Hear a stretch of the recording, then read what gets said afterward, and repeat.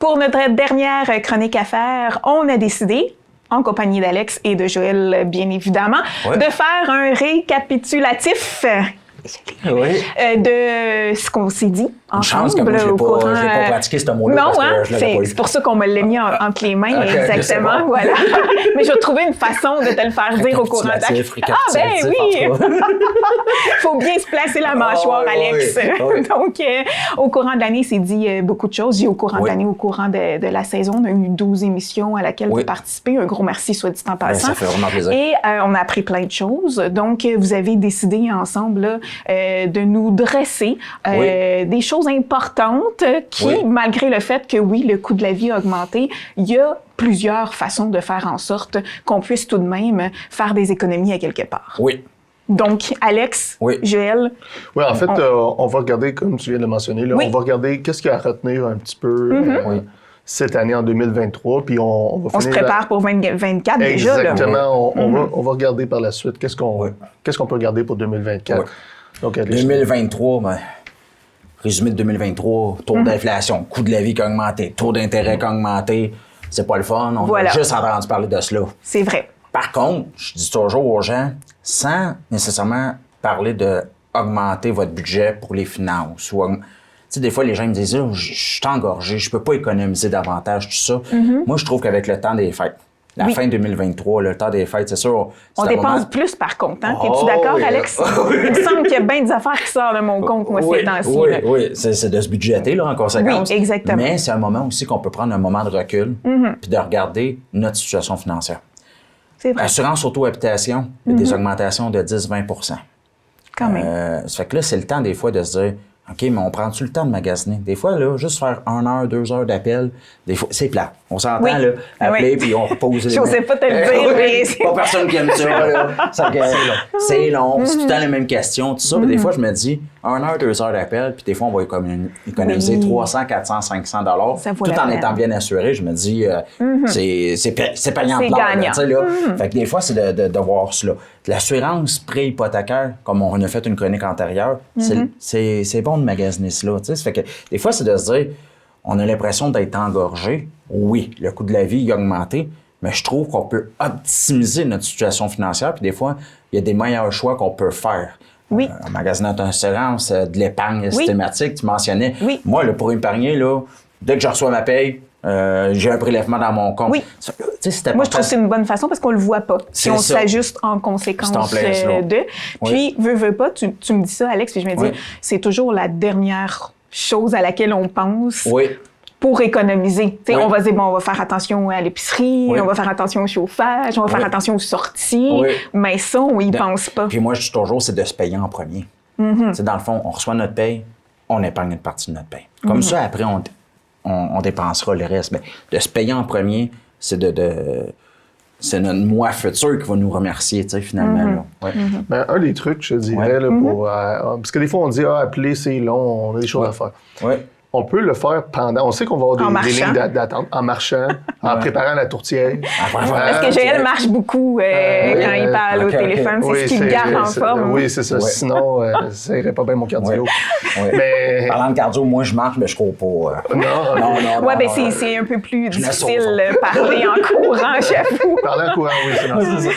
Mais c'est de le faire, des fois, en faisant certaines activités. Honnêtement, ça paraît plus vite. On n'a pas l'impression de perdre notre temps. C'est ce que le monde dit. Ah ouais, mais là, si je le fais, puis finalement, c'est pas avantageux pour moi. Peut-être faire des petits trucs comme ça peut sauver. Oui. Tu dois faire affaire aussi avec un conseiller. Oui, effectivement. Qui peut prendre du temps. Ça, j'aime. Exactement. Qui peut prendre du temps pour toi aussi. Mais justement... Juste un petit récapitulatif là-dessus. Comment on fait pour rejoindre un bon conseiller? Parce que c'est quelque chose, on a abordé beaucoup de sujets, mais pour monsieur, tout le monde, comment on fait pour rejoindre un bon conseiller? On va sur Internet, on fait quoi exactement? Oui. C'est souvent par bouche à oreille. Déjà, le bouche à oreille, pour le lien de confiance. Moi, dans mon domaine, ça fait 15 ans que je suis dans le domaine financier. Puis c'est surtout du bouche à oreille. Des fois, les gens ils vont me dire, on parle, tu sais, c'est clair, mais il y a eu beaucoup de fraudes les dernières années, on entend parler de beaucoup de ça. Puis des fois, il y a une méfiance. La personne, elle me dit, j'ai été référé, mais je ne vous connais pas. Vous pouvez aller sur le site de l'Autorité des marchés financiers. Vous voyez directement sur le site les planificateurs, les conseillers en sécurité financière, tout ça. Un bon conseiller, on dit, c'est avec l'expérience, on a toutes les mêmes connaissances. Mais la compétence vient avec l'expérience, là. Fait que, pour répondre à ta question de comment trouver un bon conseiller, c'est surtout en allant chercher des références, puis en allant voir aussi s'il y a un permis adéquat, tout ça. Ouais. Puis, selon toi, qu'est-ce qui va arriver maintenant en 2024? Qu'est-ce qu'on devrait faire en 2024? Il y a beaucoup de personnes pensent de récession dans 2-3 mois. Oui. Qu'est-ce qu'on fait avec ça? Là? Parce que là, il faut placer notre argent, il faut faire de quoi? Il faut économiser. Oui.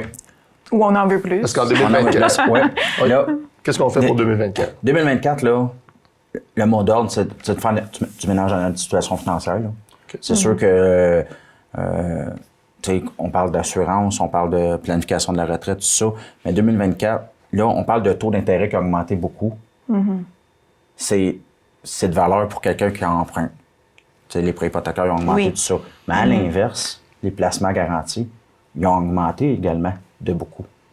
Fait que des fois, les gens ils vont me dire, j'ai un solde dans mon compte courant, puis il ne me fait pas beaucoup d'argent, ou je reçois une coupe de sous par mois à la fin du mois.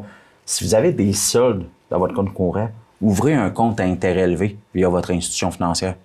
Les comptes à intérêt élevé vont vous donner un rendement plus élevé que si vous laissez votre argent dans votre compte, puis vous n'avez pas de risque. Parce qu'il y en a des gens qui vont me dire, mais moi, investir de l'argent, c'est synonyme d'investir sur le marché boursier, puis le marché boursier, c'est synonyme de risque.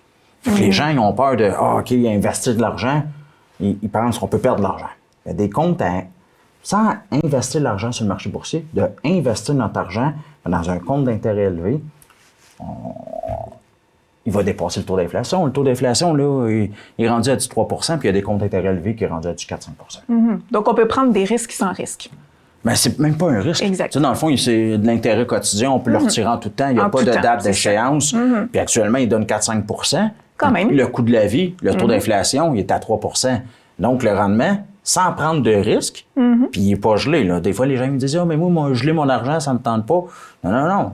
Il y a un compte d'intérêt élevé, 4-5 % puis le taux d'inflation, 3 %. Aucun risque, puis vous faites un rendement au-dessus du taux d'inflation. Ça, c'est vraiment important parce que si je fais un rendement en dessous du taux d'inflation, je m'appauvris. Exact. Okay. Puis, par faire un ménage, ce qu'on veut dire, c'est souvent ramasser de l'argent à gauche, à droite, à plusieurs endroits, pour être capable d'avoir une somme significative. Parce que le monde, ils vont dire souvent, mais même si je chauffe 50 $ par mois sur telle affaire, ou si je chauffe 25 $ sur telle affaire, ça ne change rien. Mais quand on fait le ménage, comme tu viens de mentionner, on regarde nos assurances maison, on regarde nos assurances auto, nos assurances logement, on regarde l'argent qui traîne dans notre compte en banque, qu'on ne fait rien avec. Si on fait un plan d'action pour toutes ces choses-là mis ensemble. Écoute, c'est pas rare qu'on voit un 500 ou un 1000 $ par mois. C'est vraiment pas rare là, qu'on peut sauver une grosse économie d'argent sur ces choses-là. Puis ça peut faire une différence, justement, surtout en période, si on parle de récession, ou du moins des moments plus difficiles. Ça peut faire une énorme différence dans le budget. Puis aussi, on parlait du temps des fêtes, juste pour faire le parallèle.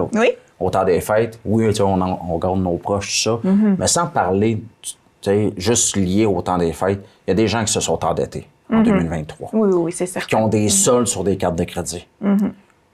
Mais la marge de crédit, le taux d'intérêt, il est plus bas que les cartes de crédit. Ça fait que souvent, les propriétaires, ils ont une marge de crédit hypothécaire, mais ne pensent pas de l'utiliser pour payer leurs cartes. Je ne dis pas de se surendetter puis de loader, là, entre guillemets, dans une marge de crédit, mais si nos cartes de crédit, c'est du 20-30 % puis la marge de crédit est à 7 % c'est judicieux de, OK, mais je vais payer mes cartes de crédit via ma marge de crédit. Puis juste là, on parle de centaines de dollars, de milliers de dollars d'intérêt, des fois, d'économie. Fait que des fois, c'est juste de dire...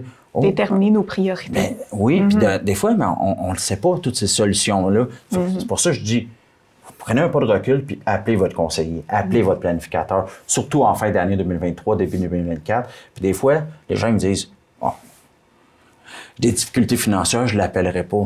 Parce que j'ai pas d'argent à investir dans mes REER en début 2024, j'appellerai pas mon conseiller, mon planificateur pour le déranger.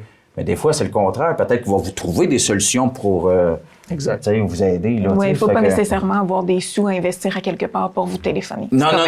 Il ne faut pas avoir peur de déranger. Des fois, les gens, c'est l'orgueil. Puis moi, je dis, je suis comme un psychologue des finances. Je me dis toujours, appelez-moi. Il n'y a pas personne qui aime ça, vivre un stress financier. Puis un stress financier, ça l'amène à une détresse psychologique. Je me dis aux gens, je n'ai pas. Gênez-vous pas, là. Appelez-nous, on est là pour vous. Là. Voilà, voilà.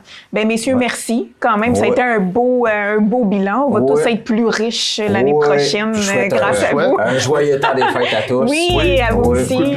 On se retrouve, je l'espère bien, en 2024. Sinon, je vous souhaite à mon tour un joyeux temps des fêtes. Parfait.